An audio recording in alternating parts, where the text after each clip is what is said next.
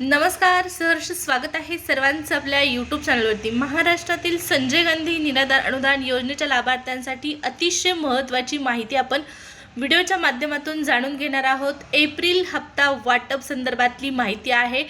महाराष्ट्र शासनाच्या माध्यमातून एक शासन निर्णय जारी करण्यात आलेला आहे। सामाजिक न्याय विशेष सहाय्य विभागांतर्गत संजय गांधी निराधार अनुदान योजनेच्या लाभार्थ्यांसाठी अतिशय मोठा निर्णय घेण्यात आलेला आहे। पहा, आता एक तारीख आलेली आहे 1 एप्रिल। 1 एप्रिल ही तारीख खूप महत्त्वाची आहे या योजनेतील लाभार्थ्यांसाठी।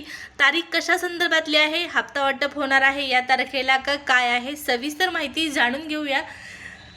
त्यापूर्वी तुम्ही आपल्या चॅनलवर पहिल्यांदा आला असाल, पहिल्यांदा व्हिडिओ पाहत असाल तर नक्कीच आपल्या चॅनलला सबस्क्राईब करून ठेवा, जेणेकरून या योजनेच्या सर्व अपडेट तुम्हाला वेळेवर मिळत राहतील। चला तर मग सुरुवात करूया व्हिडिओला आणि जाणून घेऊया महत्त्वाची माहिती। स्क्रीनवरती तुम्हाला एक शासन निर्णय दिसत आहे। महाराष्ट्र शासनाच्या दिव्यांग सक्षमीकरण विभागांतर्गत हा 23 मार्च रोजी निर्गमित करण्यात आलेला GR आहे आणि या GR मध्ये अतिशय महत्त्वाची माहिती देण्यात आलेली आहे।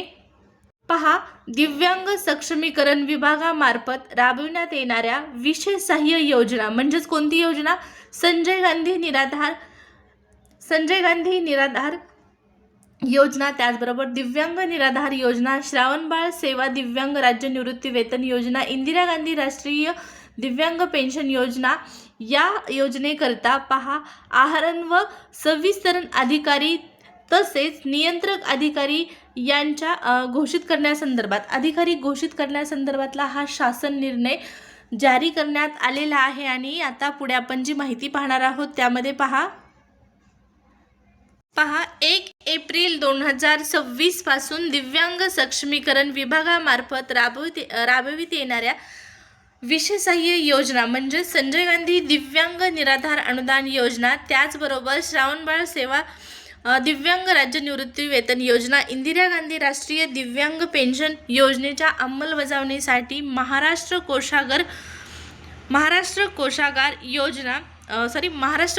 नियम 1968 खंड 1 मधील नियम 15(3) नुसार या ठिकाणी तरतुदीस अनुसरून आयुक्त दिव्यांग सक्षमीकरण महाराष्ट्र राज्य पुणे यांना नियंत्रक अधिकारी व सहाय्यक संचालक दिव्यांग सक्षमीकरण आयुक्तालय महाराष्ट्र राज्य पुणे यांना आहरण व सविस्तरण अधिकारी घोषित करण्यात आलेला आहे। तर पहा, या महत्त्वाच्या शासन निर्णयानुसार आता योजनेचा कारभार जो आहे तो, योजनेचं वितरण जे आहे तो, लाभ जो आहे तो अधिक पारदर्शक होण्याच्या उद्देशाने अशा प्रकारच्या अधिकाऱ्यांची नेमणूक करण्यासंदर्भातली इथं घोषणा करण्यात आलेली आहे, घोषित करण्यात आलेला आहे। पहा, दिव्यांग व्यक्तींसाठी जो नवीन विभाग स्थापन करण्यात आलेला आहे आणि या विभागामार्फतच दिव्यांग व्यक्तींना या महिन्यापासून एप्रिल महिन्यापासून, पुढच्या एप्रिल महिन्यापासून 1 एप्रिलपासून वेगवेगळ्या 14 योजनांचा लाभ तर दिलाच जाणार आहे। परंतु या ज्या अधिकाऱ्यांची घोषणा केलेली आहे, ज्या अधिकाऱ्यांची नेमणूक करण्यासाठी याचा हा शासन निर्णय आहे, त्यांच्यामार्फत अनुदान सुरळीत वितरित होण्यासाठी सुद्धा मदत होणार आहे। म्हणजेच काय तर दिव्यांग व्यक्तींना या अगोदर ज्या पद्धतीने अनुदानाचं वाटप करण्यासाठी वेगवेगळ्या अडचणी येत होत्या, ज्या वेगवेगळ्या प्रश्नांना सामोरं जावं लागत होतं, ते प्रोसेस आता होणार नाही। दिव्यांगांना अधिक सुलभतेने अनुदान तर मिळणारच आहे, परंतु वेगवेगळ्या 14 प्रकारच्या योजनांचा लाभसुद्धा दिला जाणार आहे। आणि या सगळ्यांसाठी या अधिकाऱ्यांची नियुक्ती जी आहे ती करण्यात आलेली आहे असं आपण नक्कीच म्हणू शकतो। पहा, दिव्यांग कल्याण विभागाच्या माध्यमातून दिव्यांग व्यक्तींना अधिक पारदर्शकपणे त्यांचं सक्षमीकरण करण्याच्या उद्देशाने नवीन विभाग स्थापन करण्यात आलेला आहे। सामाजिक न्याय विशेष सहाय्य विभागांतर्गत जे दिव्यांग व्यक्तींना अगोदर अनुदान देण्यात येत होतं, योजनेचा लाभ जो दिला जात होता, त्यामध्ये आता बदल झालेला आहे। दिव्यांग विभागामार्फत आता थेट दिव्यांग व्यक्तींना लाभ दिला जाणार आहे। त्याचबरोबर वेगवेगळ्या योजनांचा सुद्धा तुम्हाला लाभ घेण्यासाठी ऑफिशियल सविस्तररित्या तुकाराम मुंडे साहेब यांनी सुद्धा माहिती दिलेली आहे। जर तुम्ही ती माहिती जाणून घेतली नसेल तर नक्की सविस्तररित्या माहिती जाणून घ्या। आणि सगळ्यात महत्त्वाचा मुद्दा आहे 1 एप्रिलपर्यंत पहा मला नोंदणी करायची आहे. नोंदणीसाठी 1 एप्रिल शेवटची तारीख आहे का? तर तसं काहीही नाही, परंतु नोंदणी करून घ्या, कारण या शासन निर्णयामध्ये आपल्याला पुढे माहिती पाहण्यास मिळत आहे. पोर्टलवर नोंद असलेल्या सर्व दिव्यांग लाभार्थी हे दिव्यांग सक्षमीकरण विभागाकडे वर्ग करण्यास दिनांक 24 फेब्रुवारी 2026 रोजीच्या शासन निर्णयान्वये मान्यता देण्यात आलेली आहे आणि दिनांक 1 एप्रिल 2026 पासून दिव्यांग व्यक्तींकरता विशेष सहाय्य योजना ही दिव्यांग सक्षमीकरण विभागाकडून हाताळण्यात येणार आहे.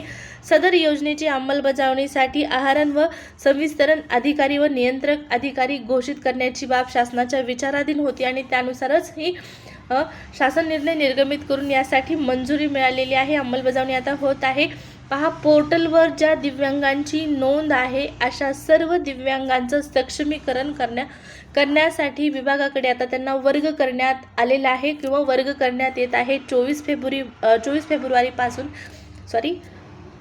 फेब्रुवारीपासूनच त्यांना वर्ग करण्यात आलेला आहे.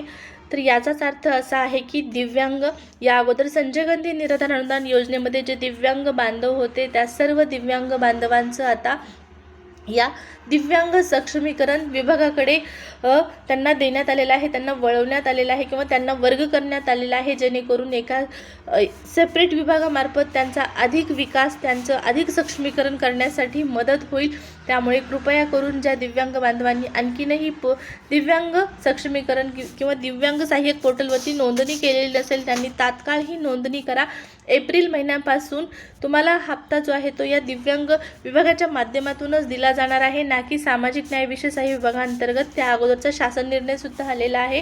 त्यामुळे सर्वात महत्त्वाची गोष्ट आहे, पोर्टलवर नोंदणी करणं आवश्यक आहे. जे कोणी नोंदणीचे राहिलेले असतील त्यांनी कृपया करून नोंदणी करून घ्या. नोंदणीसाठी काही अडचणी असतील तर तहसील कार्यालयामध्ये तुम्हाला त्या संदर्भात अधिक माहिती देखील मिळेल.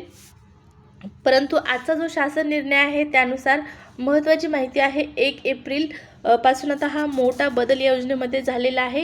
1 एप्रिल ही हप्ता वितरणाची तारीख नाही, हा मुद्दा लक्षात घ्यायचा आहे. नाहीतर 1 एप्रिलला हप्ता येणार आहे हा तुमचा गैरसमज होईल. 1 एप्रिलला हप्ता येणार नाही. हप्ता वितरणाची तारीख आणखीन आलेली नाही, शासन निर्णय आलेला नाही, निधी मंजूर झालेला नाही.